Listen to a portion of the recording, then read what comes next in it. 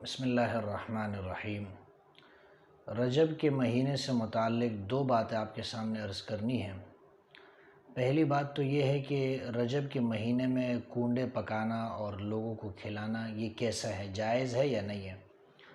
تو یاد رہے، جب ہم قرآن کا مطالعہ کرتے ہیں ہمیں قرآن کے اندر کنڈوں کا کوئی ذکر نہیں ملتا۔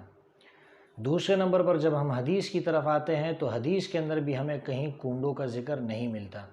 اور اسی طرح نہ ہمیں صحابہ کے کسی قول کے اندر نہ کسی فعل سے ہمیں کنڈوں کا ثبوت ملتا ہے۔ اور جو لوگ کنڈے پکاتے ہیں، کنڈے بناتے ہیں، تو وہ خود بھی سمجھتے ہیں کہ قرآن حدیث کے اندر اور صحابہ کی اقوال اور افعال کے اندر اس کا ذکر موجود نہیں ہے۔ اس کی وجہ یہ ہے کہ یہ کنڈے لوگ امام جعفر صادق رحمہ اللہ کے نام سے بناتے ہیں، اور امام جعفر صادق رحمہ اللہ جو ہے وہ قرآن اور حدیث اور صحابہ کے زمانے کے بعد کے تھے۔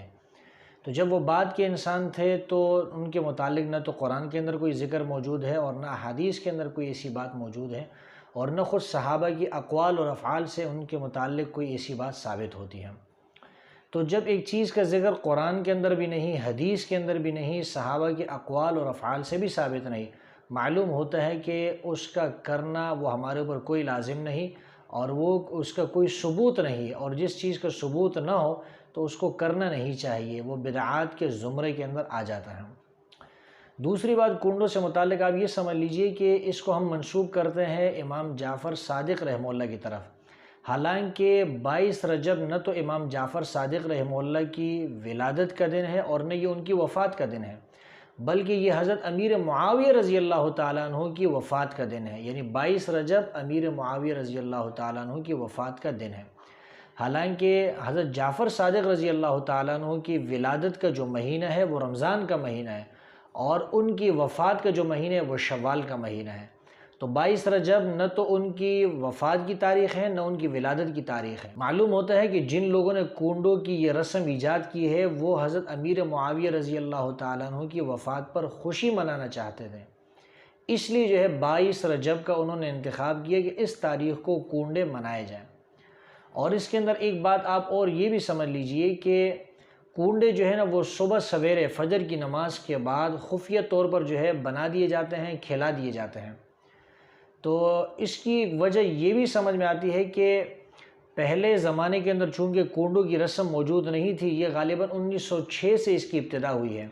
تو جس نے کنڈوں کی رسم ایجاد کی اس نے یہ سوچا کہ مسلمانوں کے اندر تو یہ چیز موجود نہیں ہے، مسلمانوں کے اندر اگر اس کو شامل کیا جائے گا کہیں ایسا نہ ہو مسلمانوں کے اندر اشتعال پیدا ہو جائے، لڑائی اور جھگڑا پیدا نہ ہو جائے، فساد اور قتل و قتال تک بات نہ پہنچ جائے، اس لیے وہ چھپ کر جو ہے کنڈے بنانے لگے اور کنڈے جو ہے وہ کھلانے لگے۔ اس کے بعد یہ رسم جاری ہو گئی اور آج تک لوگ اس پر عمل کر رہے ہیں۔ تو لہٰذا کنڈے جو ہے وہ نہیں بنانے چاہیے اور نہ کسی کو کھلانے چاہیے، اس سے اجتناب کرنا یہ بہت ضروری ہے۔ دوسری بات رجب سے متعلق یہ ہے کہ آیا اس مہینے کے اندر 27 رجب کو روزہ رکھنے کی شرعی حیثیت کیا ہے؟ تو یاد رہے کہ 27 رجب کی جو تاریخ ہے مشہور قول کے مطابق رسول اللہ صلی اللہ علیہ وسلم کو معراج ہوئی ہے۔ تو جب اللہ کے رسول کو معراج ہوئی ہے اس میں صرف اللہ کے رسول کو 5 نمازوں کا تحفہ ملا ہے، آپ کا مسجد حرام سے مسجد اقصیٰ تک اور وہاں سے پھر آسمانوں تک سدرۃ المنتہا تک، اور بلکہ جہاں تک اللہ نے چاہا آپ کو سفر کرایا۔ اس کے علاوہ کوئی ایسی خاص بات اس کے اندر ثابت نہیں کہ کوئی خاص عمل اس کے اندر کیا جائے یا کوئی خاص نماز اس کے اندر پڑھی جائے۔ یہ جو کہا جاتا ہے کہ 27 رجب کو جو شخص روزہ رکھتا ہے اس کو 1000 روزوں کے برابر ثواب ملتا ہے،